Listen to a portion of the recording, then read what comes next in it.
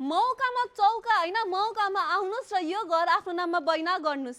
Price 4 crore 15 लाखमा त्यो पनि एकदम नेगोसिएबल हजुरहरूले पाउन सक्नुहुन्छ। लोकेसनको कुरा गर्नुहुन्छ भने जोरपाटी चोकबाट करिबन 500 मिटरको डिस्टेन्समा नयाँ बस्ती न्यू क्लब नजिकै अवस्थित यो 4 आना 2 दाम क्षेत्रफलमा फैलिएको सोलिड ब्रान्ड न्यू प्रपर्टी हजुरहरूको लागि है त।